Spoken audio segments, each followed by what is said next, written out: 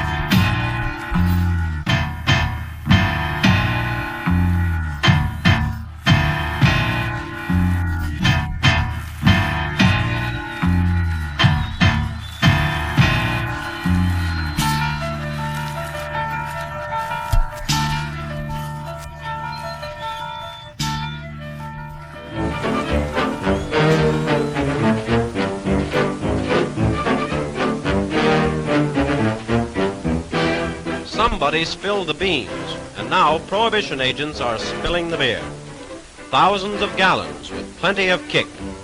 There's no doubt about it, the raid is a smashing success. Talk about showers, how'd you like to stand under this one? Before the raiders burst the doors forever, the foaming torrent is headed for the Chicago River, where the fish will inhale it free of charge. They say this kind of work makes even the agents thirsty. So sometimes they take time out to have a glass of water. But they manage to grin and bear it. This is the scene outside the county courthouse in Hartford, Connecticut, when word came that Henry Johnson, sailor friend of Betty Gow, the Lindbergh baby's nurse, had been taken there for questioning. Not since the news of the kidnapping had any development in the case created such intense excitement. And now we are going to take you to Hopewell, New Jersey, where a little country store is the headquarters for newspaper and radio men, flashing day and night their messages throughout the world in the greatest search in history. The press, radio, and telegraph companies have taken headquarters in this lunchroom because of the great importance of the Lindbergh baby kidnapping case. Here the boys are all day and all night pounding out their latest information to be sent to the eager awaiting public. Hello, everybody. We speak to you now from Hopewell, New Jersey. A flash from the Lindbergh estate. It reads as follows. If the kidnappers of our child are unwilling to deal directly, we fully authorize Salvi Spitali and Irving Bitts to act as our go-betweens. We will also follow any other method suggested by the kidnappers that we can be sure will bring the return of our child. Signed, Charles A. and Ann Lindbergh.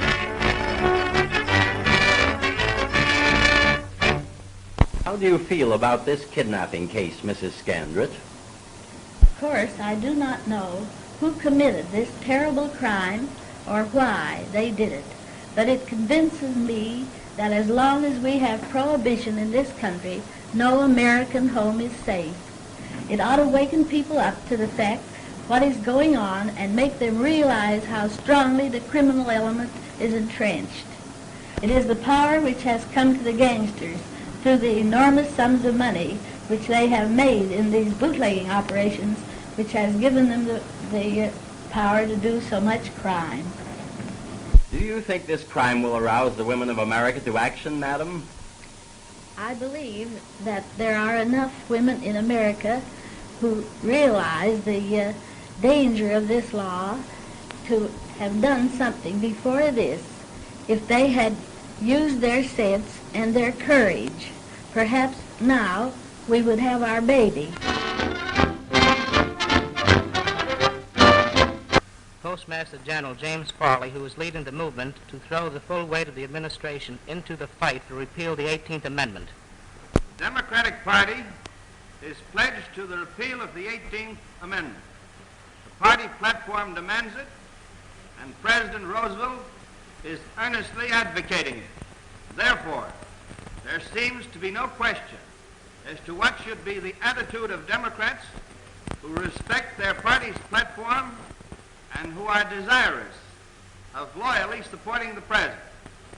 The importance of repeal, however, should appeal to all of our people, regardless of political affiliations.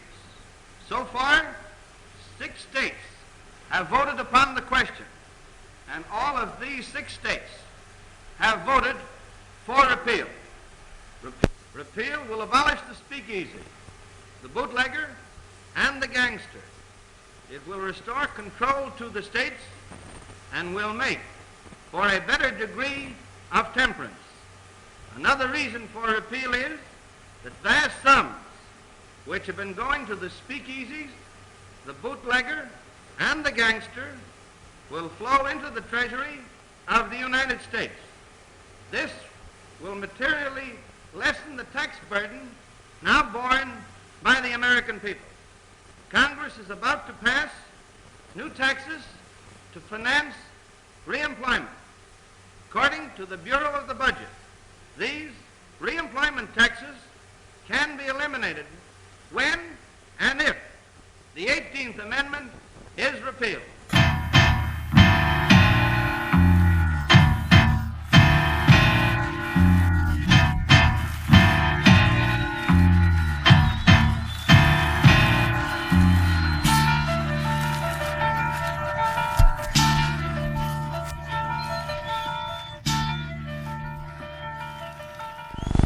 Periodically, groups of deports are brought from various parts of the country to Ellis Island.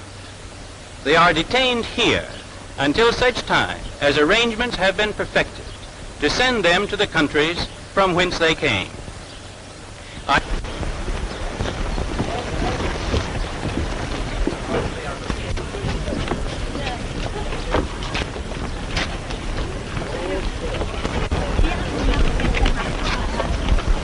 Just put on our drink for them.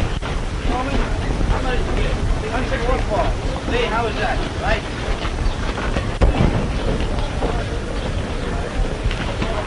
You want your bag?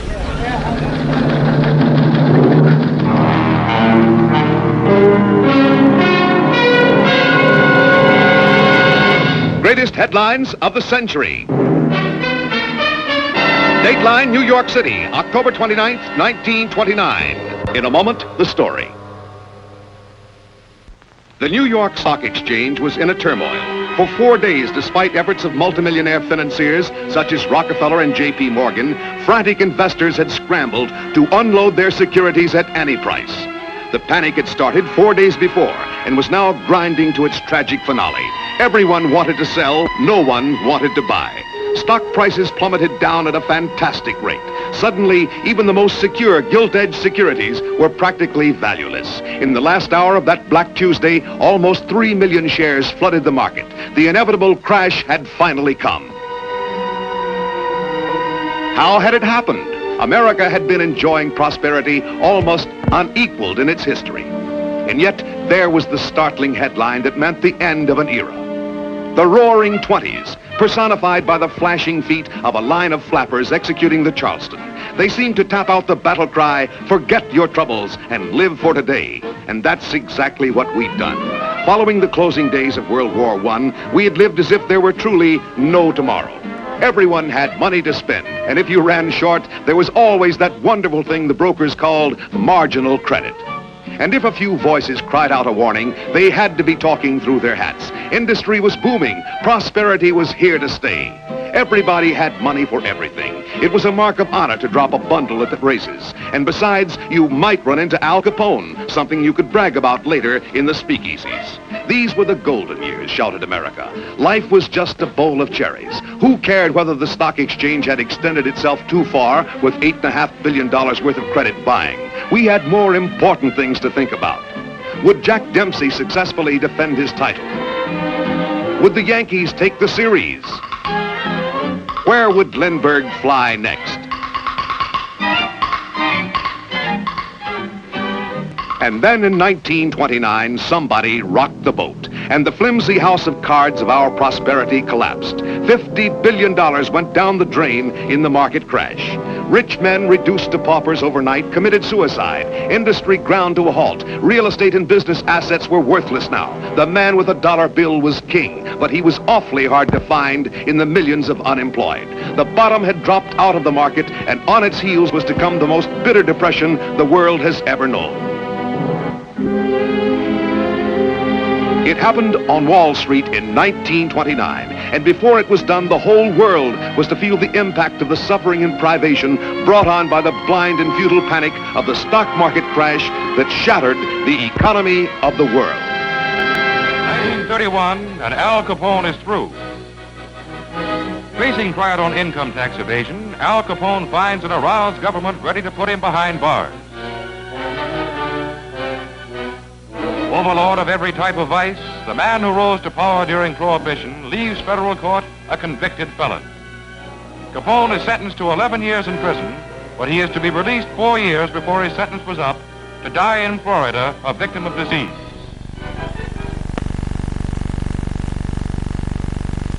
The Newz, in its drive to publicize the gangster and the racketeer, and also to assist the federal government in its fight against organized crime, should be very helpful and beneficial. The federal forces are now concentrating in their drive against organized crime. The conviction of Al Capone and of Al Capone's brother in Chicago only recently will have a great effect on the morals of the other racketeers. They will realize that money cannot buy their way out when they have violated federal laws or state laws. The complete annihilation of the gangster and the bandit and the racketeer will take place when the federal government, the state government, and all the municipal agencies have the complete cooperation of these decent, law-abiding, patriotic citizens in their drive against organized crime and banditry.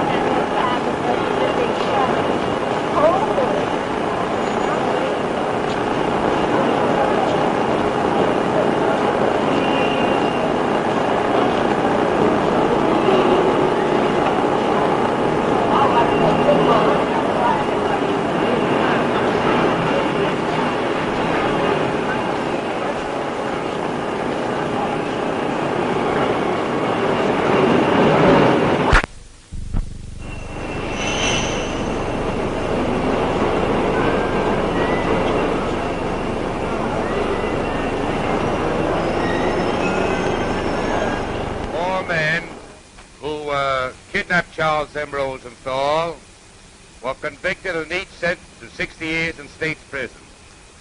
The path they knew got an exclusive story or exclusive film of them at the time of their arrest, and this film aided a great deal in bringing about their conviction. They are enemies of the state, and as you look at them now, you can see for yourselves.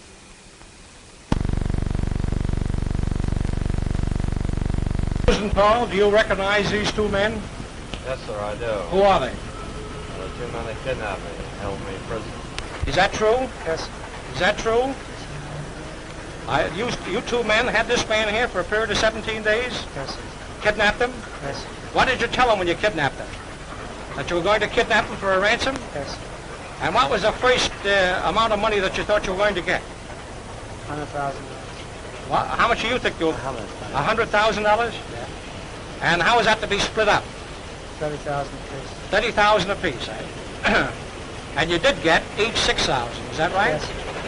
The chances is you two boys may go away for life for this. Have you got any message that you want to give to the world in the shape of young men who are going to start out committing crime? You want to tell them it don't pay? I do. Crime don't pay. Crime don't pay. How about you, Albert? Crime don't pay. How old are you, Albert? Talk about excitement at the county jail. It's finally come to pass. And here's the proof. Mr. Alphonse Capone, alias Mr. Al Brown, alias the Big Shot, has met the enemy, and he is theirs, on his way to the Dearborn Street Station, with an escort that'll do credit to a sultan. It won't be long now before the world's most notorious gangster will only be an offensive memory. And if he behaves himself while he's the guest of Uncle Sam in Atlanta, he'll be out again in only 7.5 years. And so, up until 1940, Mr. Capone will be Mr. 40,886.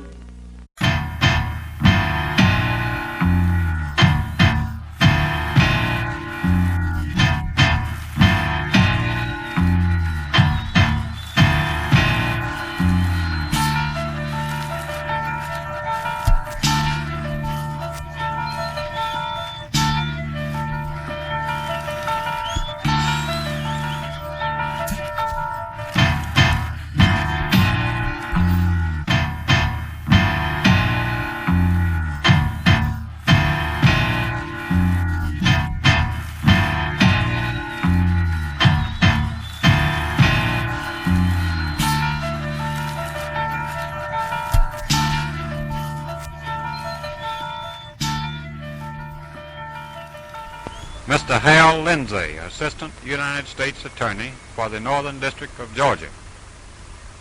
Habeas corpus is the recognized legal method of testing the legality of imprisonment. In a hearing upon a writ of habeas corpus, the scope of the inquiry is necessarily much more limited than was the hearing upon the same case in the trial court.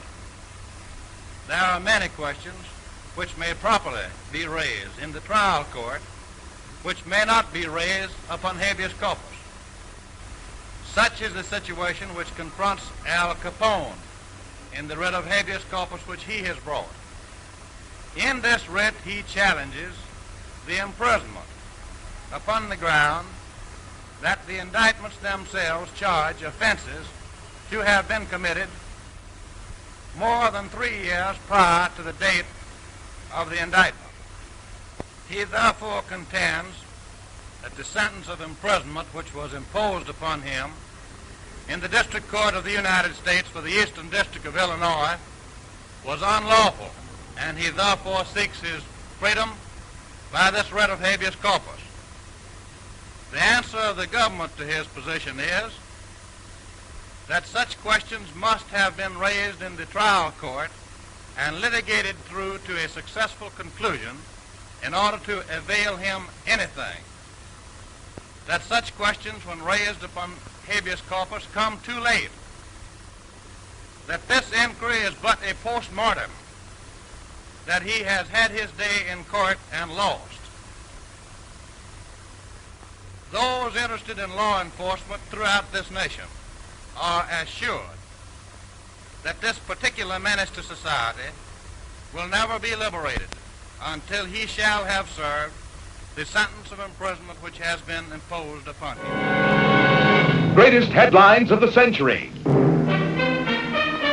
Dateline, Washington, December 5th, 1933. In a moment, the story.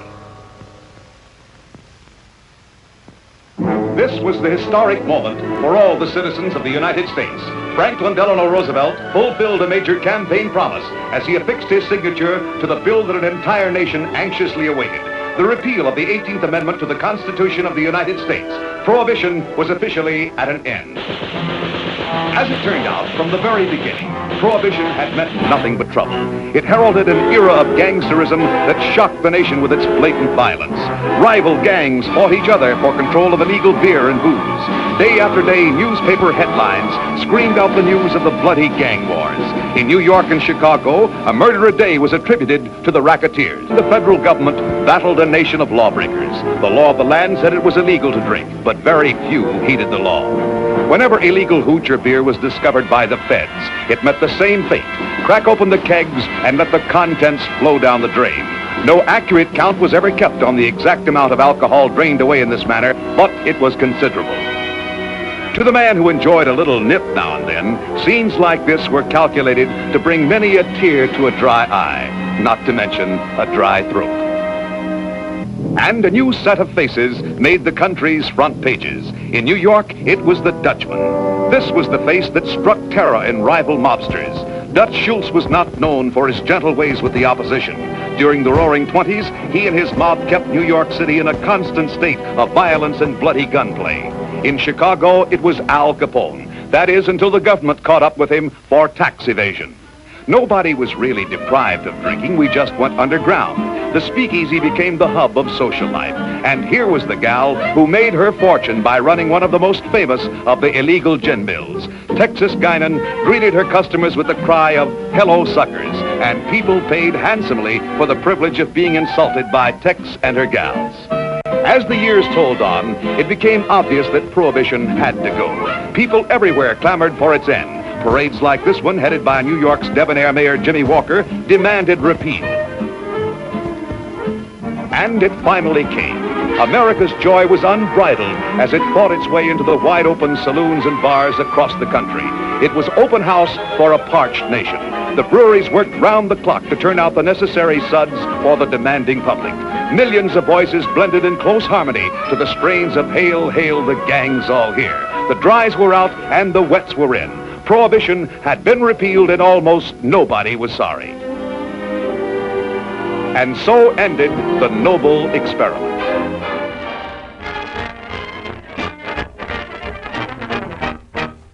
Officers and members of the National Executive Committee of the Women's Organization for Prohibition Reform are in complete accord with the platform of the Democratic Party in regard to national prohibition. We urge the members of our organization to support in the coming election candidates for both houses of the Congress who are committed to repeal. For in the last analysis, it is that body who will inaugurate the repeal of the 18th Amendment. We therefore urge the members of this organization, because they are committed to the cause of repeal, whether they be Republicans or whether they be Democrats, to give their support to the nominee of that party which favors the repeal of the 18th Amendment, Franklin Delano Roosevelt. I can't help but feel a sense of disappointment on Monday over the fate of the resolution for which the Speaker of the House of Representatives, Mr. Garner, so gallantly fought. We must now House of Representatives in the next Congress. There will be 342 members favoring repeal of the 18th Amendment, 6 for qualified repeal, 20 submission, and 60 outright dries. This represents a most tremendous gain for our cause.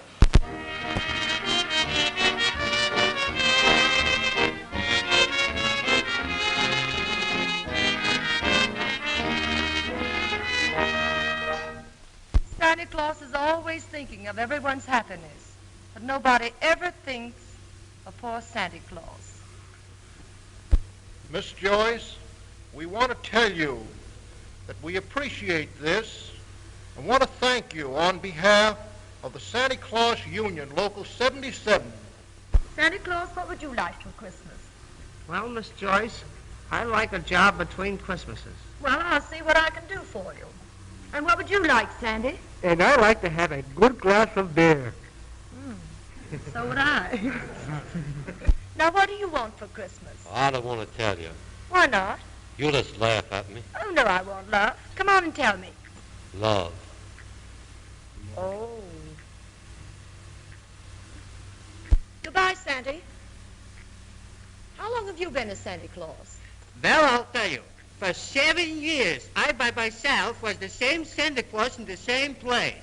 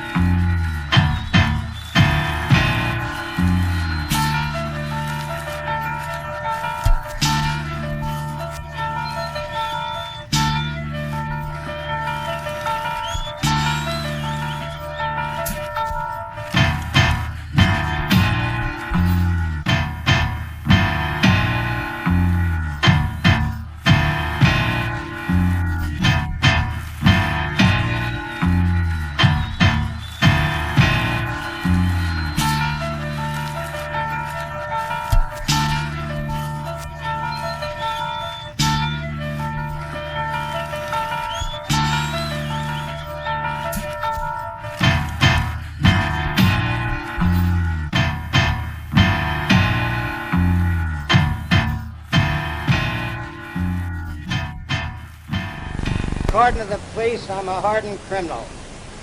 A giraffe couldn't swallow my police record. It's too long. Since I first took the rap for tapping tills and cash registers in grocery stores, I've never been out of trouble. The police have been on my trail ever since the first pinch. I've been in a dozen jails. I started out like all kids do, hanging around street corners and pool rooms. The gang is still there. The only difference is it's bigger and tougher. Some of the guys have got rich, but I can't make a touch off them now. They want me to do a favor, to drive a car, something else like that. You know how it is. The way to get these birds is to go after them like they go after you, with guns. The cops in any big city could clean up in a week if they used their nightsticks. But the people would howl and the yellow journals would have the police commissioners dumped in the ash can. And this stuff about gangsters being brave is a lot of bunk. They're all yellow. They're all afraid to be alone for a minute. Take it from me. I know it don't pay in the long run, because I've been through the mill.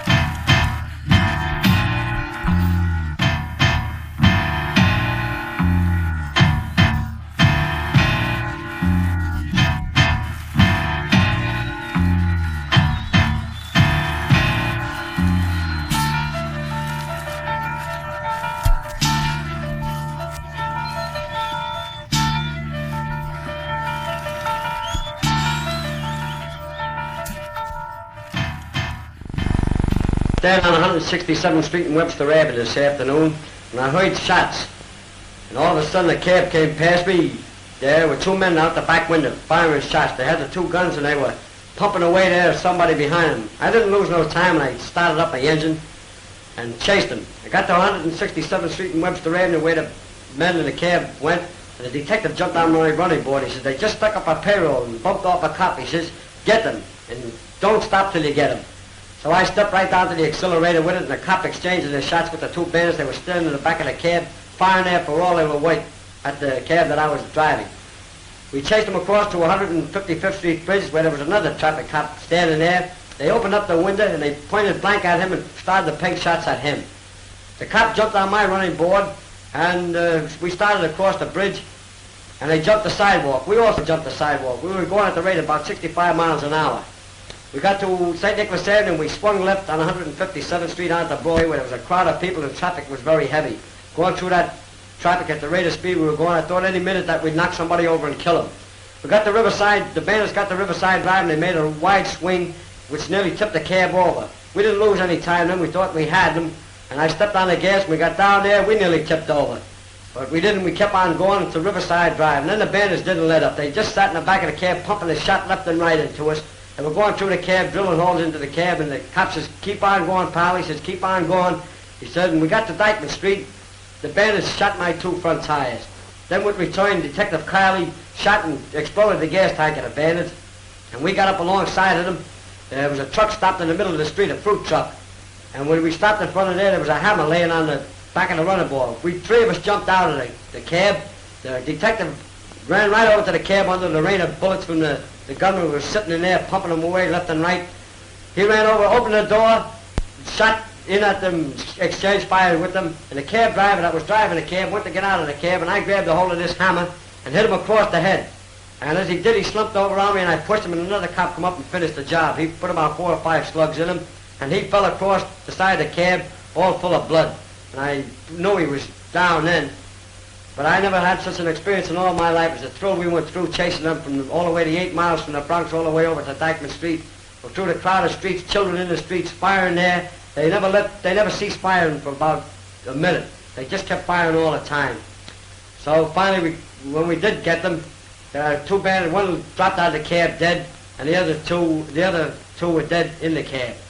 I never saw such a thing in all my life. Such fiends they were to drive through the streets firing like madmen. The baby killers was nothing compared to these guys here. They were sure tough hombres.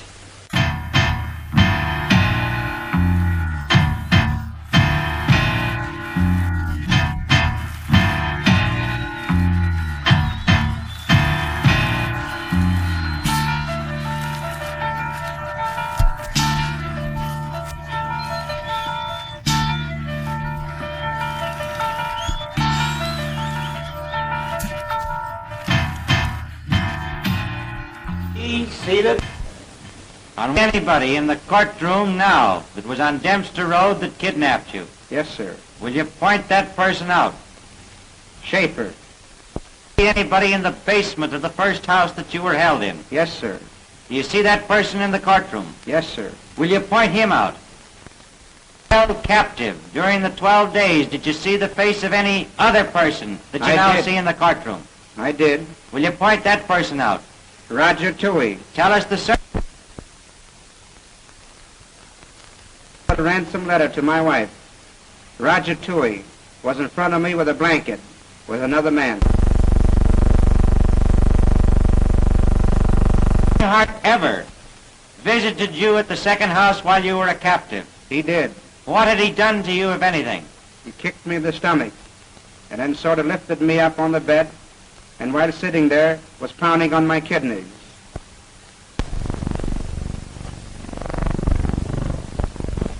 This 99-year sentence in the Toohey kidnapping case, together with the guilty verdict we received in the Hackett kidnapping case a few weeks ago, is the best message I know of to the gangsters and kidnappers of the Middle West that Chicago means business.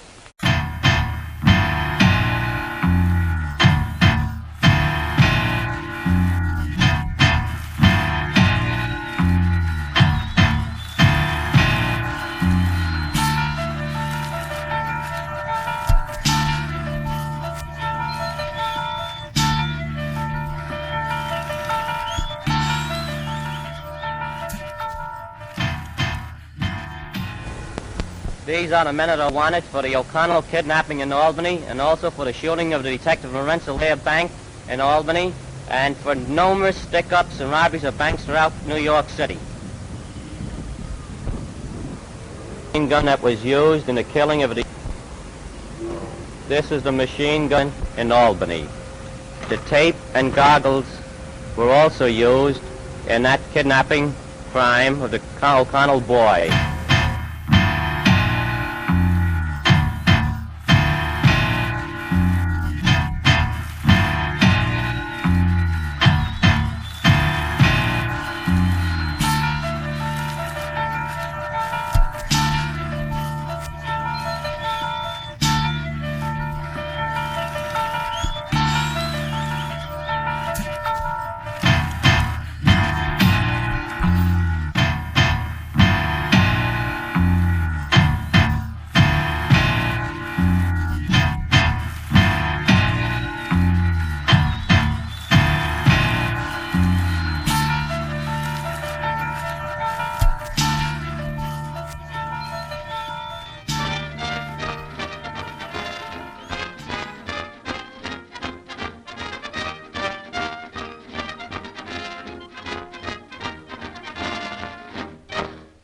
John Factor, alias Jake the Barber, himself a recent kidnap victim, released for a reported $100,000, gives his ideas on racket prevention. They punish you in any way? They did. When certain questions that they would ask me that they thought I wasn't telling the truth, they would hit me and try to break it down. As far as kidnapping is concerned, my idea is that there's only one way to curb it. As the criminal who kidnaps you only has a fear for the government. He has no fear for the state or city authorities at all, as they know that the government never lets up. Edward Spike O'Donnell, famous Chicago beer baron, has a few well-chosen words to say on the kidnapping racket. Gentlemen, I have a family of my own that I respect and honor. And the lowest form of crime in this country is kidnapping. And I am, for one man, positively against that form of racket. And there's only one way, gentlemen, to eliminate that, and that's with the cooperation of the federal and city officials of this county and every other county in the state and every county in the union. Isn't it reasonable to believe that by cooperation between the federal government and the state government, that the thing you, or the local government, that the thing you have in mind will be... Get a hold of them. They asked me that they thought I wasn't telling the truth. They would hit me and try to break it down. The criminal who kidnaps you only has a fear for the government. He has no fear for the state or city authorities at all. You're speaking now of the federal government. Federal government. And to send a letter to my wife about these negotiations. They refused to do so because they point blank said that they would have nothing to do with the government. With the federal government. About the torture chamber and all that sort of stuff? Yes, they have. Torture chamber? No, but they brought a torch out one night. Yes. And lit it and was going to put my feet to it. And somebody suggested that they wait until the leader came back. And that's true. This was a friend of yours in the crowd. Well, I call him a friend. Yeah. Well, I think you're perfectly right about them having a fear of only one authority, and that's the federal authority, at least insofar as this state is concerned.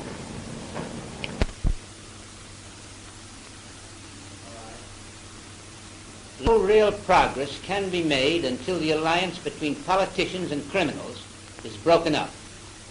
Nothing has ever succeeded in the fight against crime like quick trials, convictions, and adequate sentences. The way to get rid of crime and racketeering is to deprive the racketeers of the protection they have, or think they have, from the political...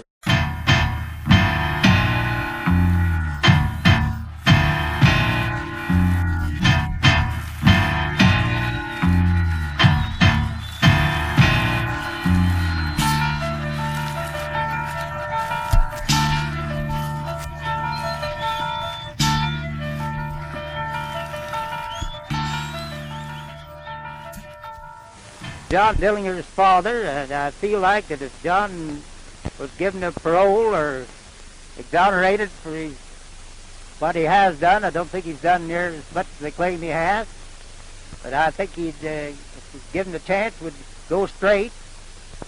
And as far as the family reunion that you claimed we had, we just have to have a Sunday dinner, and no preparations made only for the dinner, but we didn't know that John was coming. John just happened to drop in on us.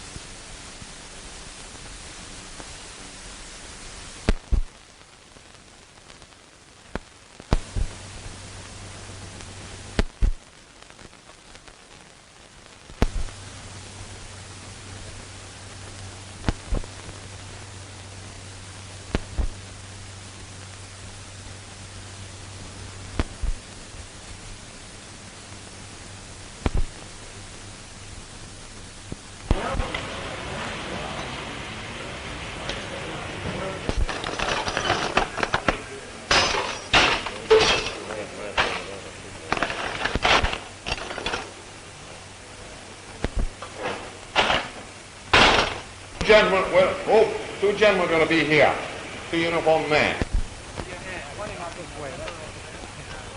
Survey of the institution confirmed the evidence which indicated that this penitentiary is by far the worst in the United States.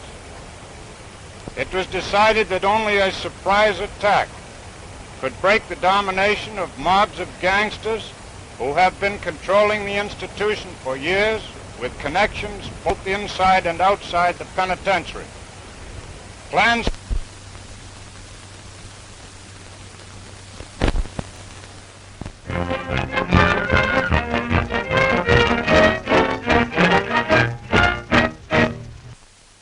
it has at least established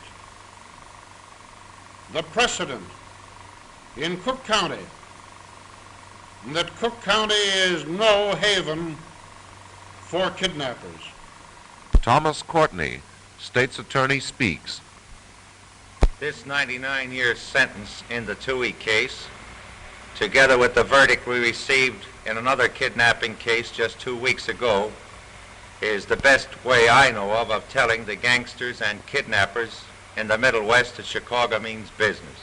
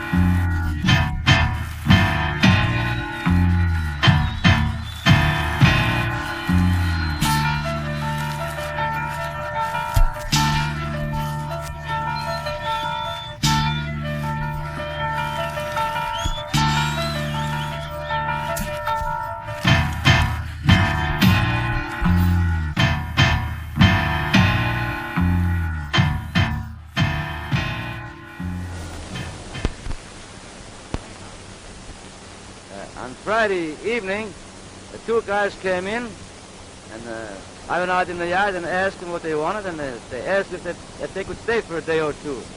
The guy said it was all right, and they came in, had supper, and the next day, which was Saturday, I found out it was Dillinger. I thought it was from the papers I'd seen him.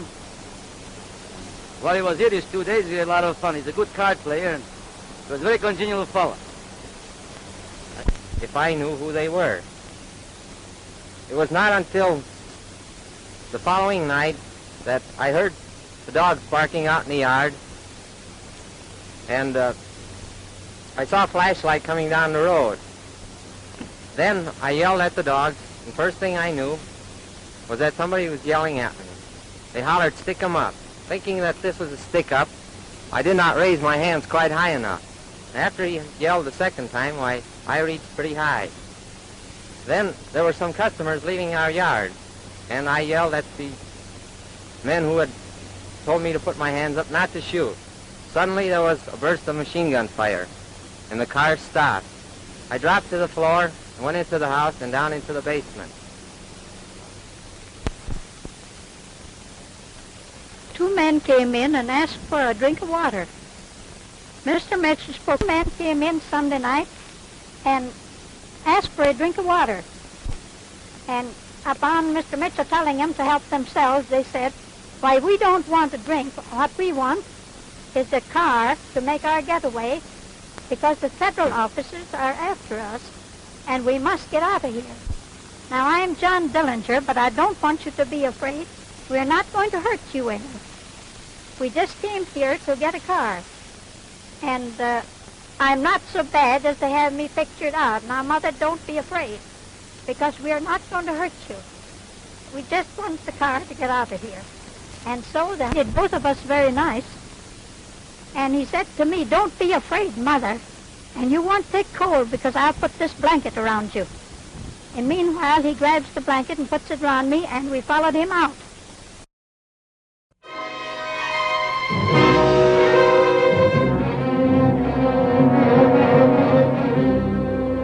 John Dillinger is dead, trapped at last, and shot down in his tracks as he emerged from this motion picture theater here in Chicago.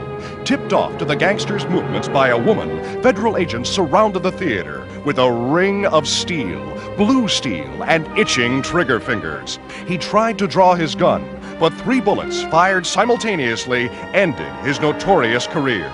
He was wearing eyeglasses as a disguise and a mustache, and he dyed his hair. Even his best girl wouldn't have known him. And they took him for a ride to the county morgue and tied a tag to his toe. John Dillinger, public enemy number 1, who sneered at life and jeered at death, brought to justice at last. And before the morgue, thousands crowd, hour after hour, eager to see his body.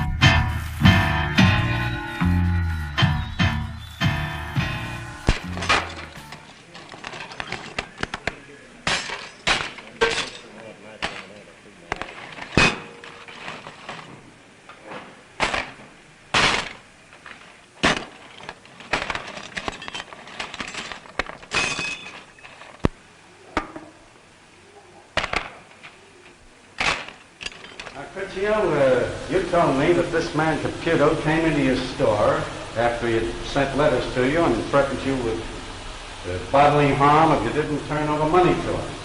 You told me that you gave him $40 when he came to your store. But he said if you didn't give him the other 60, he was going to kill you. He was going to kill you. Yes, assuredly. What do you Yes, think? assuredly. I think, Mr. Gagan, this man should be commended rather than prosecuted, but I know that you'll investigate this case fairly. Well, I won't commend him. I won't condemn him. I'm going to give him a fair, square break, the same as every man is entitled to. And the people just as fair a break. That's fair, isn't it? Yes, assuredly.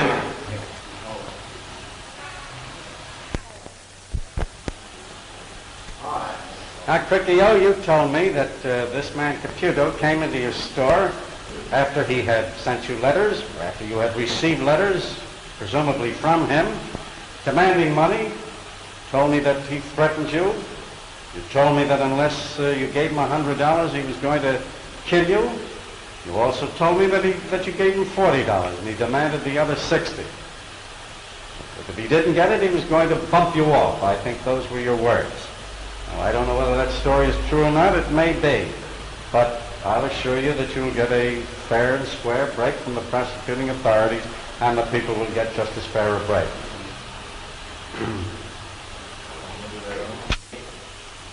Racketeering is one of the most insidious things we have to deal with. Every prosecutor finds it difficult at times to have victims come to his office, and find it more difficult to induce them to tell their stories.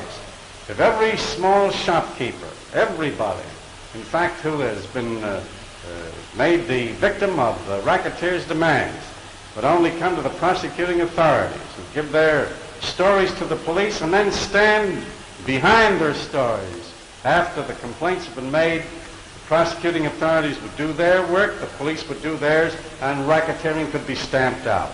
There's no question about it. Yes, sir, killing me. Go ahead. I said I got a damn good student here. All right. Yes, I kill him.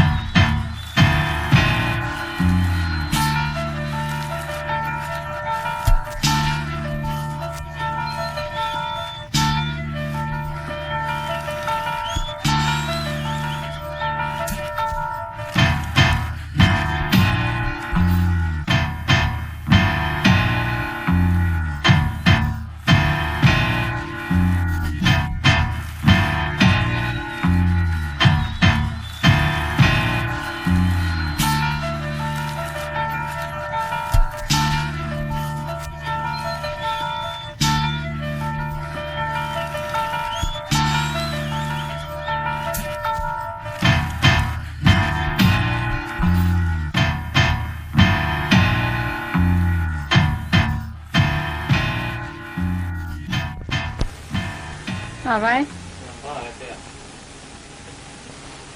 I can't do it.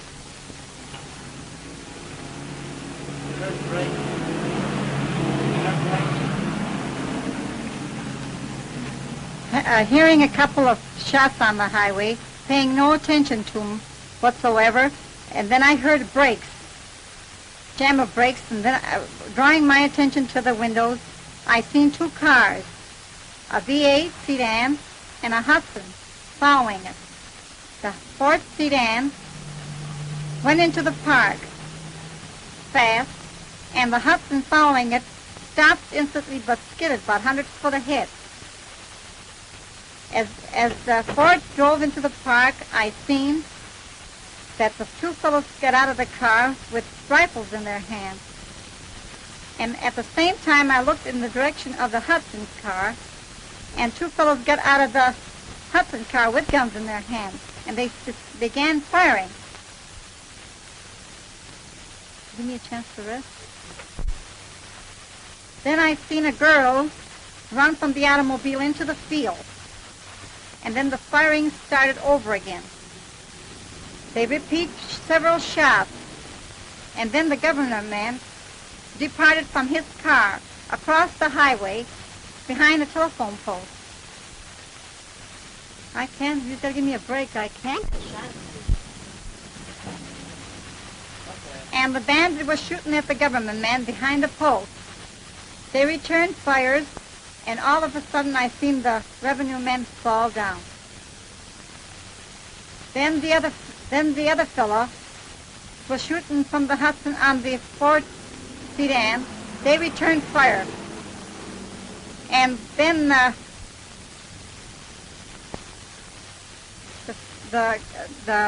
Ford sedan, the fellow laid on the hood of the car and struck a shot of Then the bandit went to work and shot the other revenue fellow. Then the fellow went over to the Hudson and looked at the body, got into the car, and backed up into the park entrance, unloaded his belongings into the Hudson, and drove up to the front of the station, picked up the girl, and they drove away.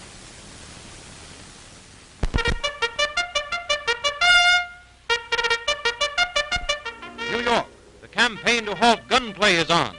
These weapons taken from gangsters are headed for the bottom of the ocean. Federal cooperation is asked by Mayor LaGuardia.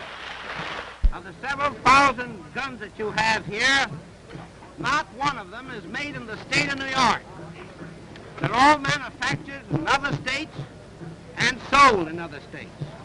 I hope Congress will enact a law prohibiting the interstate shipment of weapons so that the gangsters and criminals will be unable to purchase them as freely as they are buying them now. Yes, the mayor is right. This actually happened in one of the 30 states. Anything from a cap pistol to a Tommy gun sold across the counter. Guns handled just like groceries. Any strings attached to this? No. It's $38 and no questions asked. Good, I'll take it.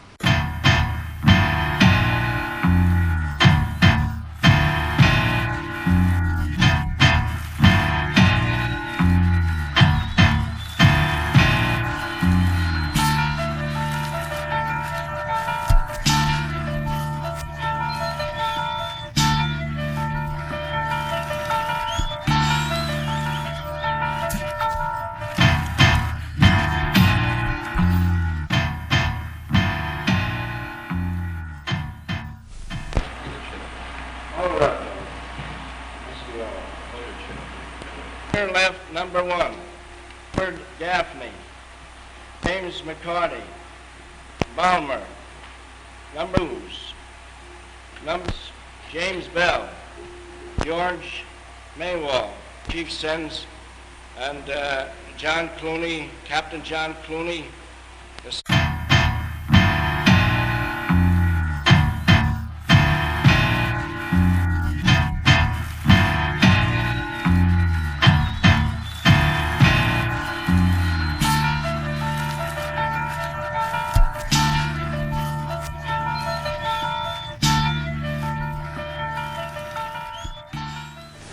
The vitally important place to start choking off the undergrowth of crime in America is in cases of juvenile delinquency. Give the underprivileged youth of 1935 something better to do than to steal apples off of the corner fruit stand, and in 1945 the crop of criminals will be a short one. Later, the lady in red, Mrs. Anna Sage, found herself facing deportation as an undesirable alien. She and her attorney tried to fight the case. Why did you arrange the capture of John Dillinger? To slap so many people. When I learned he was Dillinger, I knew he had been killing without mercy. So I went to a policeman I knew, and he arranged a conference with the government agents. So July 22nd, I called Mr. Purvis, and I told him that Dillinger was going to a show. The government agent will follow us. When they came out, they tried to capture Dillinger, and he was killed.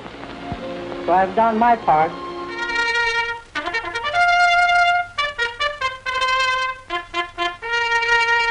Minnesota. Editor Walter W. Liggett, crusader against crime, is dead, victim of a gunman's bullet. As reenacted here, Editor Liggett and his wife and daughter returned from a shopping tour. A car drew near and without warning,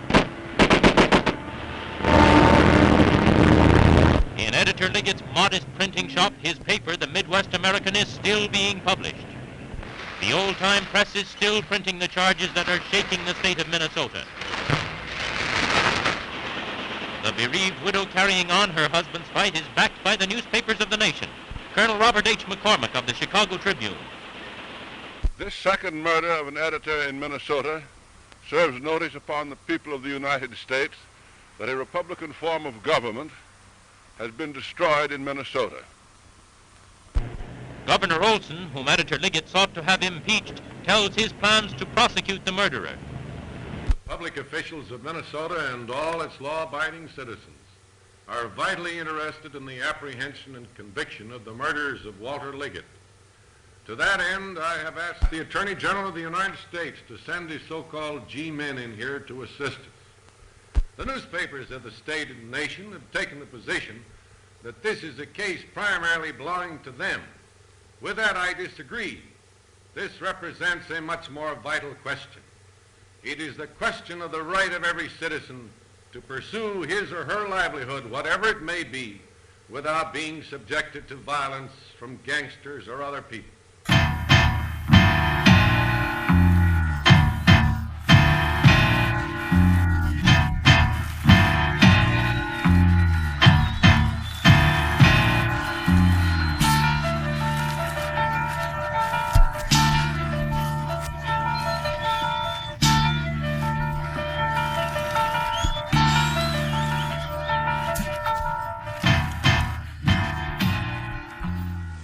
This business Ford coupe, apparently only one driver in it, only one occupant of the car. His story wasn't so good. So I ordered him out of the car and gave him a quick search and went to the luggage compartment. And after some difficulty, I raised the rear end of the car and found 2 guns pointing directly in my stomach. I immediately closed the lid and called to the sergeant. 2 guns that I had pushed in my stomach. Which man had this? Merle Vandenbush had this .38 police positive. The greatest thrill we had of the thing was when we found out that we had captured Merle Vandenbush, notorious bank robber, and we received a wire of congratulations from John Edgar Hoover, Director of the Department of Justice.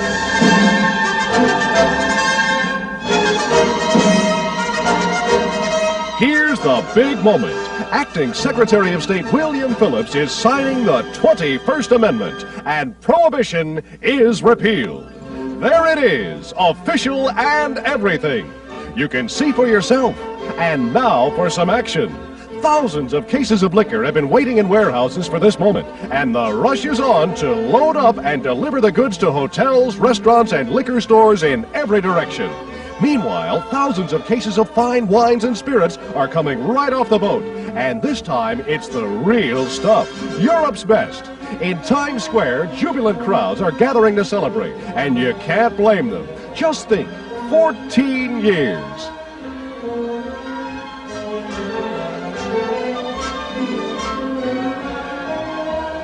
Here at Park Lane, they've opened a round-the-world bar. You order a drink from any part of the world and get it right on the spot.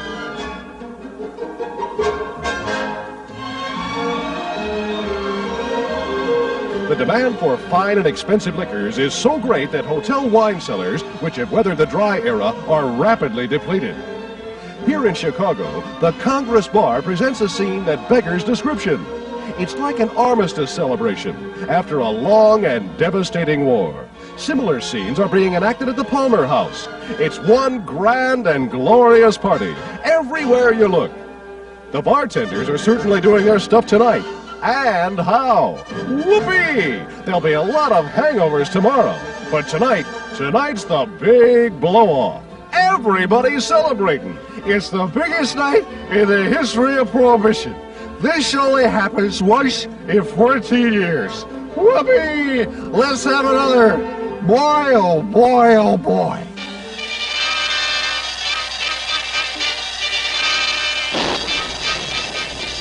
The electric chair ends the career of gangster Louis Lepke Buchalter, boss of Brooklyn Murder Incorporated. Lepke in Sing Sing's death house appealed to Governor Dewey and to the United States Supreme Court in vain. Wanted for 80 murders, he died for one committed in 1936. Once public enemy number 1, Boss Lepke was a cringing, frightened man as he began his last ride. Thus, an era of wholesale gang murder comes to an end. An era of hijacking, labor racketeering, and Tommy guns. Lepke's prosecutor, Assistant District Attorney Burton Turgis, closes the case. With the international gangsters still to be brought to justice, a process that will cost the lives of countless thousands of innocent persons, the passing of Lepke is of comparatively little significance.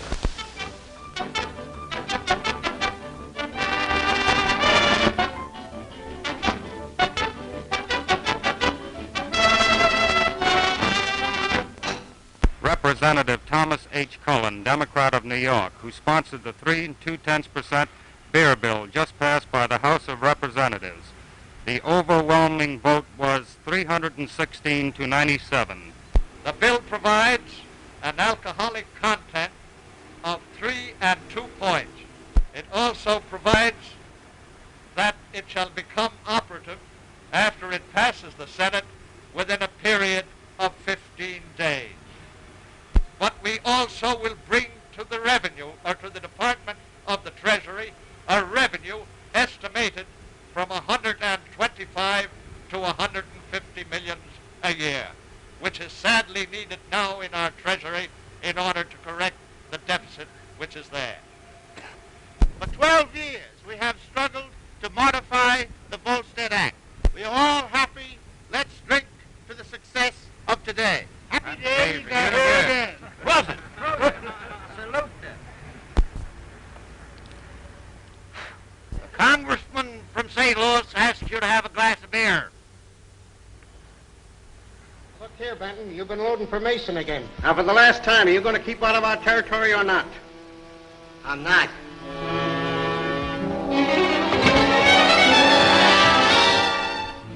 But I don't need any protection.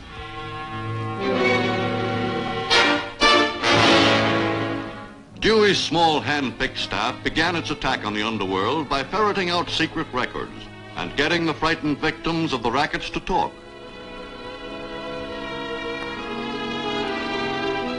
After long months of hard, patient, dangerous work, Dewey had collected enough evidence to move in on the city's leading racketeers. Out of the 73 indictments he secured against key criminals, Dewey convicted all but one. Rackets which had flourished with complete immunity began breaking up as the city's gang overlords went off to jail.